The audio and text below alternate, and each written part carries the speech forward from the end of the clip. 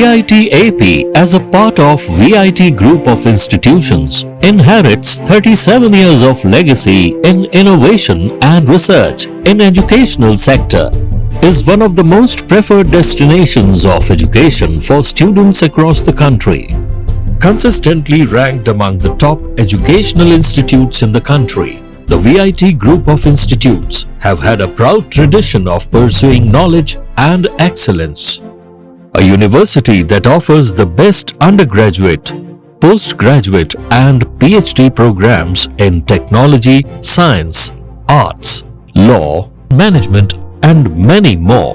A place where students' development of mind, body, heart and spirit is encouraged through learning, engaging, experimenting and leading. We welcome you to the VIT AP.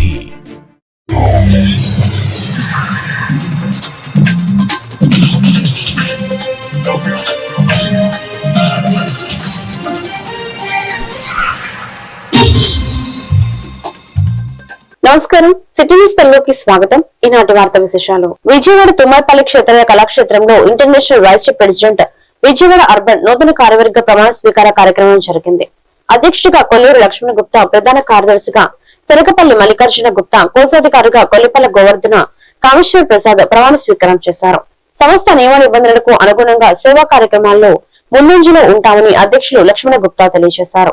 ఈ కార్యక్రమంలో పలువురు వైసీ సంఘాల ప్రముఖులు, మహిళలు పాల్గొన్నారు.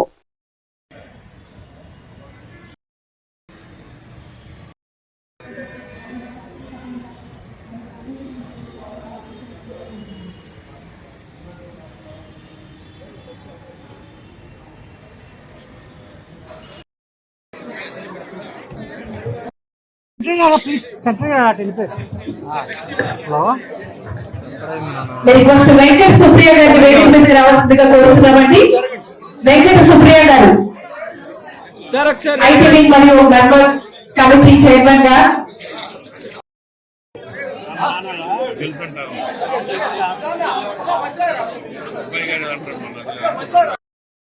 మీ పదవి పేరు చెప్పుకోండి. చెప్పుకోండి బయట వింటేళ్ళు. పదవిని అంగీకరిస్తూ స్టేట్ వైస్ ప్రెసిడెంట్ గా అపాయింట్ అయ్యారు కాకరపతి సోమేశ్వరరావు గారు. చూడండి ఎంత చక్కగా ఇస్తారు. ఎందుకంటే నాకు గుర్తులేదు, బాగోదని ఇలా చెప్పిస్తున్నాను.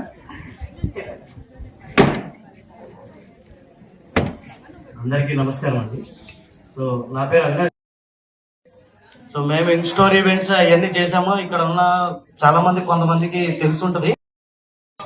IVF ఏపీ రాష్ట్ర విజయవాడ జిల్లా. మీ పదవి పేరు చెప్పండి.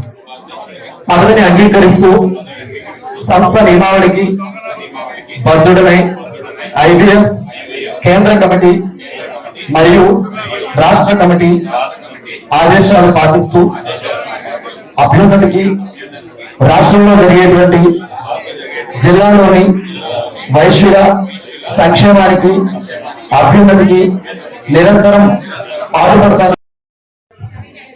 సంస్థ నియమావళికి బద్ధురాలినే IVF కేంద్ర కమిటీ మరియు రాష్ట్ర కమిటీ ఆదేశాలను పాటిస్తూ రాష్ట్రంలోని, జిల్లాలోని వైశ్యుల సంక్షేమానికి, అభ్యున్నతికి నిరంతరం పాటుపడతానని, IVF పటిష్టతకు శక్తివంచన లేకుండా కృషి చేస్తానని, IVF ను ప్రగతి పదంలో నడిపించడానికి నా సమయాన్ని, శక్తిని, నా యొక్క ఆర్థిక సహాయ. జై వాసవి, జై జై వాసవి.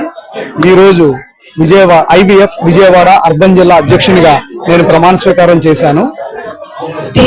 IVF రాష్ట్ర అధ్యక్షుడు కోనా శ్రీనివాసరావు గారు మరియు ఉప్పల శ్రీనివాస్ గారు, Aryavaishya welfare corporation chairman Doondi Rakesh గారు, అంబికా కృష్ణ గారు హాజరయ్యి ఈ కార్యక్రమాన్ని దిగ్విజయంగా నడిపించారు. మేము కూడా సంస్థ నియమ నిబంధనలు పాటిస్తూ సర్వీస్ యాక్టివిటీస్ లో ముందంజ ఉంటామని చెప్పేసి నేను సభాముఖంగా తెలియజేస్తున్నాను. నాకు ఈ అవకాశం ఇచ్చిన కోనా శ్రీనివాసరావు గారికి, గుంటూరు రామ్మోహన్ రావు గారికి, ఉప్పల శ్రీనివాస్ గారికి మరియు డూండి రాకేష్ గారికి అందరికీ నేను శుభాభినందనలు తెలియజేసుకుంటున్నాను. వైసీపీ నేతలు కొడాలి నాని, వెలగనేని వంశీలపై టీడీపీ జాతీయ ఉపాధ్యక్షుడు బొద్దా వెంకన్న తీవ్ర విమర్శలు చేశారు. నారా లోకేష్ ను విమర్శించే నైతిక హక్కు వారికి లేదన్నారు. మెగా డిఎస్సీ ద్వారా 17,000 ఉద్యోగాలు ఇస్తుంటే లోకేష్ పై అసత్య ప్రచారాలు చేస్తున్నారని మండిపడ్డారు. బహిరంగ చర్చకు సవాల్ విసిరిన జగన్ స్పందించడం లేదని విమర్శించారు. చంద్రబాబు ప్రభుత్వం అన్ని వర్గాలకు న్యాయం చేస్తూ రాష్ట్రాన్ని అభివృద్ధి పదంలో నడిపిస్తుందన్నారు. ఏపీకి వస్తున్న పెట్టుబడులను అడ్డుకునేందుకు జగన్ కుట్రలు చేస్తున్నారని ఆరోపించిన బుద్ధా వెంకన్న వైసీపీ నేతల తీరును మార్చుకోకపోతే ప్రజలు తిరస్కరించడం ఖాయమని హెచ్చరించారు. అందరికీ నమస్కారం. చాలా తర్వాత మళ్ళీ నిన్న కొడాలి నాని, వెలగనేని వంశీ వీళ్ళిద్దరూ బయటకు వచ్చి పాయింట్ బ్లాక్లో గన్ను వెనకాల ఎవరో గన్ను పెట్టి వైసీపీ వాళ్ళే మాట్లాడిస్తున్నట్టు బెరుగ్గా మాట్లాడుతూ మళ్ళీ అందులో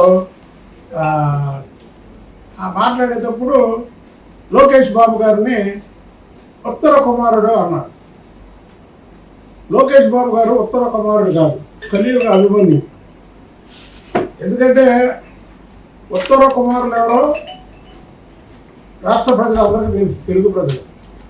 ఎందుకంటే వైసీపీ అధికారంలో ఉన్నప్పుడు పడవలు కొట్టి జబ్బలు కొట్టుకొని ప్రభుత్వం పోగానే ఎక్కడ లోకేష్ బాబు రెడ్ బుక్ తెరుస్తాడు అని ఒకరికి కొడాలి నానికేమో గుండె దడ పుట్టుకొని బైపాస్ చేయించుకున్నారు.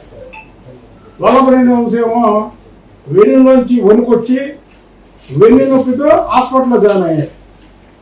మీరే ఉత్తర కుమారులు, ఇతరుల తెలుగుదేశం పార్టీలో మేము దమ్ముగా మీ ఎన్నో హామీలు ఇవ్వని హామీలు కూడా ఇచ్చినటువంటి ప్రభుత్వం కూటమి ప్రభుత్వం. మీరు డిఎస్సీ మీద రకాంతం చేసి చక్కగా జరిగి ఇవాళ 16,000 మంది పైగా ఉద్యోగాలు చేసుకుంటూ వాళ్ళ జీవనోపాధి ఇల్లు గడుస్తుంటే వాళ్ళని చూసి వారవడాక లోకేష్ బాబు గారి నాయకత్వంలో, లోకేష్ బాబు గారి హయాంలో ఇంతమందికి ఉద్యోగ అవకాశాలు ఇచ్చాడు, నేను ఇవ్వలేకపోయాను అని ఒక అక్కర్సుతో ఎక్కడ పడితే అక్కడ రోడ్ల మీద ధర్నా చౌకుల్లోకి ఉంటే ధర్నా చౌకుల్లో రోడ్డు మీద చేస్తారు. ఎక్కడన్నా ఒక్క చోటన్నా సరే డిఎస్సికి సంబంధించినటువంటి విద్యార్థులు ఎక్కడన్నా పాల్గొన్నారా? జగన్మోహన్ రెడ్డి మాటలు ఎక్కడ నిండారా? ఫలాలు అందిస్తుంది. చంద్రబాబు నాయుడు గారు, లోకేష్ బాబు గారు ఎంతో కష్టపడి పవన్ కళ్యాణ్ గారి సహాయ సహకారాలతో రాష్ట్రాన్ని ముందుకు తీసుకెళ్తున్నారు. మీరు జగన్మోహన్ రెడ్డి ఏదైతే లోకేష్ బాబు గారు 16,000 మంది చిల్లర ఉద్యోగాలు ఇప్పించగలిగాడు, మనం ఇప్పించలేకపోయామని ఒక అసూయతో డిఎస్సి అనేది ఒకవేళ తెర మీద తీసుకొచ్చి తప్పుడు ప్రచారానికి నాంది పలికాడు. ఆ నాందిలో ఈ ఇద్దరు ఎవరైతే ఉత్తర కుమారులు 1, 2 కొడాలి నాని అలాగే వెలగనేని వంశీ వాళ్ళు నిన్న రోడ్డు మీదకి రావడం జరిగింది. జగన్మోహన్ రెడ్డి ప్రభుత్వంలో రాజారెడ్డి రాజ్యాంగం రాష్ట్ర ప్రజల అందరి మీద అమలు చేశారు. కానీ లోకేష్ బాబు గారు రెడ్ బుక్ ఏదైతే ఉందో వైసీపీ నాయకులు, తెలుగుదేశం పార్టీ శ్రేణుల మీద అరాచకాలు చేసిన వాళ్ళు, అలాగే చంద్రబాబు నాయుడు గారి ఫ్యామిలీ మీద కారు పోతలో కూర్చున్న వాళ్ళకు మాత్రమే రెడ్ బుక్ ఉపయోగపడింది. మీరు ప్రతిదానికి రెడ్ బుక్ అనకండి. రాజారెడ్డి రాజ్యాంగం ఆంధ్రప్రదేశ్ ప్రజలందరి మీద మీరు ప్రయోగించారు, కానీ రెడ్ బుక్ రాష్ట్ర ప్రజలకు మంచి జరిగితే వైసీపీకి ఇష్టం ఉండదని మంత్రి నారా లోకేష్ విమర్శించారు. డిఎస్సీలో ఎలాంటి తప్పులు జరగలేదని కోర్టులో చెప్పాయని ఓపెన్ డిబేట్ కు తాను సిద్ధమని సవాల్ విసిరారు. సబ్జెక్టుపై అవగాహన లేకే వైసీపీ నేతలు చర్చకు రావడం లేదన్నారు. అభివృద్ధి, ప్రజా సంక్షేమమే ప్రభుత్వ లక్ష్యమని, చంద్రబాబు హయాంలోనే టీచర్ రిక్రూట్మెంట్ జరిగిందని తెలిపారు. అరెస్టు భయంతోనే వైసీపీ నేతలు ఆరోపణలు చేస్తున్నారని విమర్శించారు.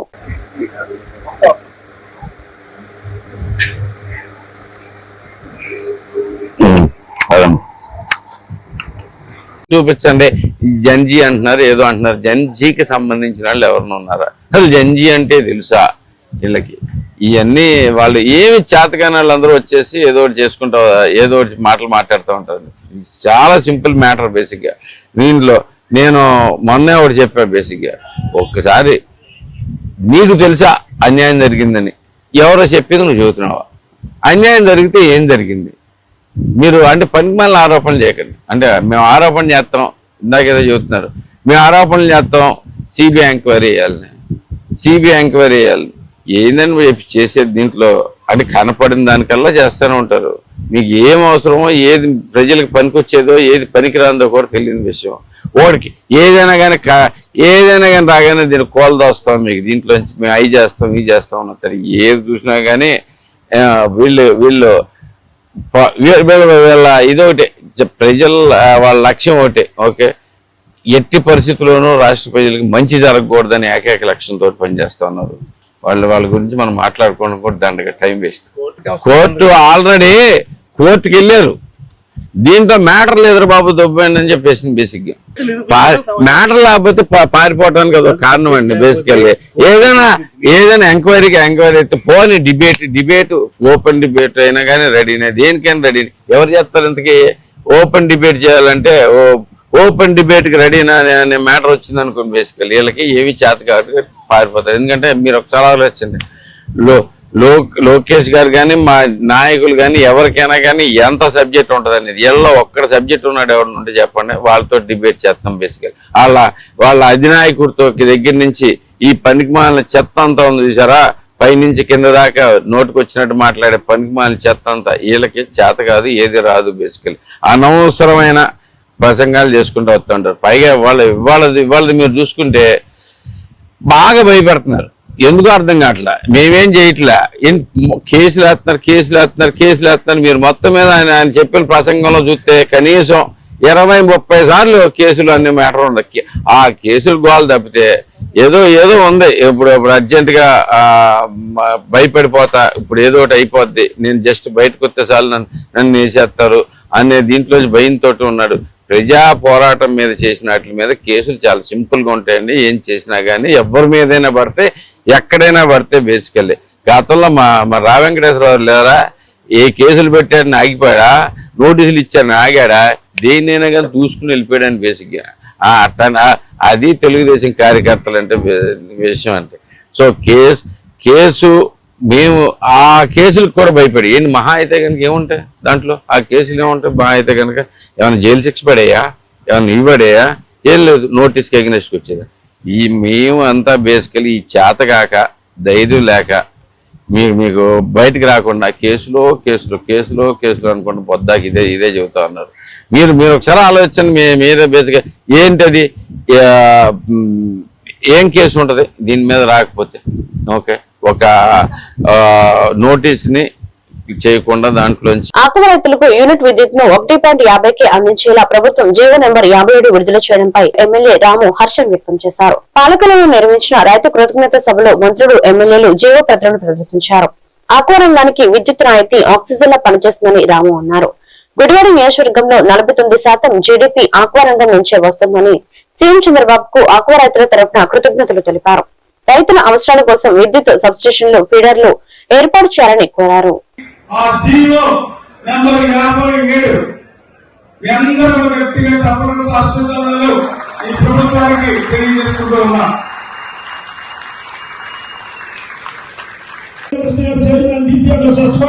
శ్రీ చుట్టుకి నగరాలు గారు చైర్మన్, గ్రంథాలయ బోర్డు కష్టపడాలి, శ్రీ ముడుగుపూడి గోవిందరావు జనసేన పార్లమెంటరీ ప్రెసిడెంట్ శ్రీమతి అయ్యపతి శ్రీ. సభకి నమస్కారం. ఈరోజు వేదిక మీద వచ్చిన మన పెద్దలందరికీ, అలాగే ఈరోజు ఇక్కడ సమావేశమైన ఆక్వా రైతులందరికీ ప్రత్యేకమైన వందనాలు. ఆక్వా రంగం అత్యంత కష్ట పరిస్థితుల్లో ఉంటే చంద్రబాబు నాయుడు గారు రూపాయి మనకే కరెంట్ ఇస్తానని చెప్పి ఆ మాట నిలబెట్టుకునే సందర్భంలో మనందరికీ సమావేశమై ఆయనకి థ్యాంక్ యూ చెప్పుకోవడానికి అవకాశం దొరికింది. నిజంగా ఏదైనా కానీ ముందుగా ఆలోచించే వ్యక్తి చంద్రబాబు నాయుడు గారు. ఎక్కడ ఎవరి ప్రాబ్లమ్స్ ఉంటాయో ఆ ప్రాబ్లమ్ సొల్యూషన్స్ కూడా ఎత్తుకుంటా వచ్చే వ్యక్తి ఆయన. మనకి ఆంధ్రప్రదేశ్ లో చూసుకుంటే one of the biggest earning మనకి ఆక్వా రంగం నుంచి వస్తా ఉంది.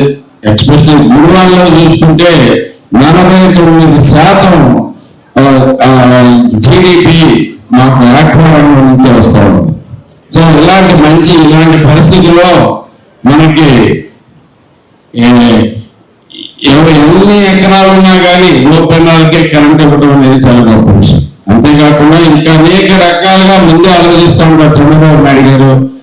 ఇది రొయ్యల రేటు స్థిరీకరణ కోసం ఆయన డిజిటల్ ట్రాన్స్పోర్టింగ్ ప్రాజెక్ట్ ఒకటి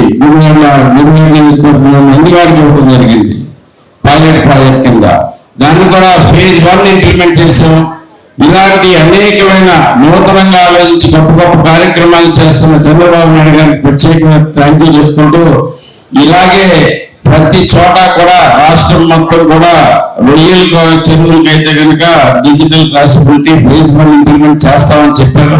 అలాగే ఫేజ్ 2 కూడా వెళ్ళిపోతే మనకి రేపు అంతర్జాతీయంగా ఎలాంటి ప్రాబ్లమ్స్ వచ్చినా కృష్ణా జిల్లా గుడివాడ టు గుడ్లవల్లూరు రోడ్ లో ఉదయం 7:30 బస్సు సర్వీస్ లేక విద్యార్థులు తీవ్ర ఇబ్బందులు పడుతున్నామని, సకాలంలో బస్సులు రాక కళాశాలలకు టైంకి చేరుకోలేకపోతున్నామని, ప్రత్యామ్నాయంగా ప్రైవేటు వాహనాలను ఆశ్రయించాల్సి వస్తుందని విద్యార్థులు ఆవేదన వ్యక్తం చేశారు. సిపిఎం పట్టణ కార్యదర్శి ఆర్సీపీ రెడ్డి స్పందించి గుడివాడ డిపో వారు హైస్కూల్ అండ్ కళాశాల విద్యార్థులు పడుతున్న ఇబ్బందులను గ్రహించి గుడ్లవల్లేరు కాలేజ్ వరకు సెపరేట్ బస్సులు ఏర్పాటు చేయాలని, లేక బస్సుల సంఖ్యను పెంచాలని డిమాండ్ చేశారు.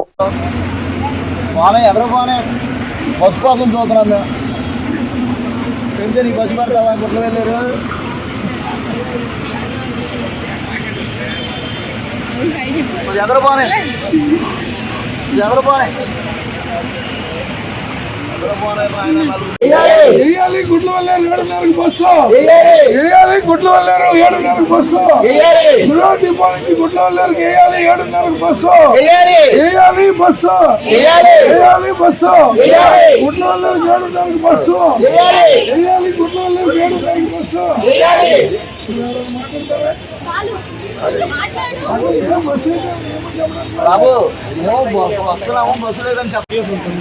మేమందరం గుడ్లవల్లేరు కాలేజ్ స్టూడెంట్స్. మాకు రోజు 7:30కి డిపో బస్ అనేది ఉండేది.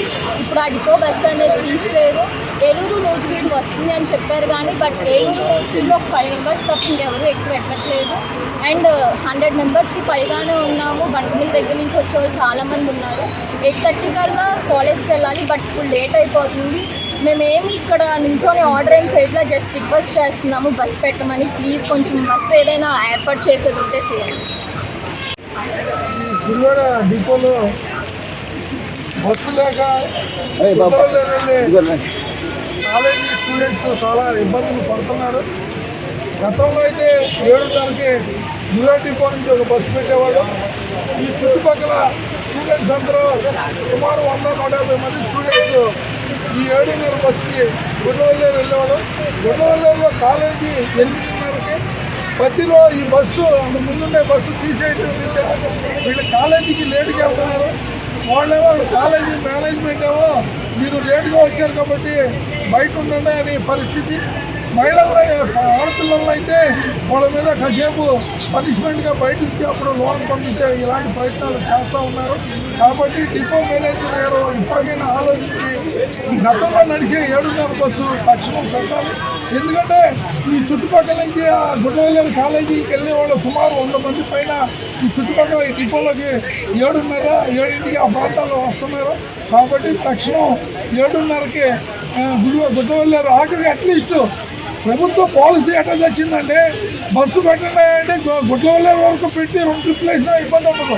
కానీ మనం మచిలీపట్నం పెడుతున్నారు. దాని నుంచి మచిలీపట్నం పెట్టి గుడ్లవల్లేరు దిగిపోతారు. అక్కడి నుంచి బస్సు ఖాళీగా ఉంటుంది.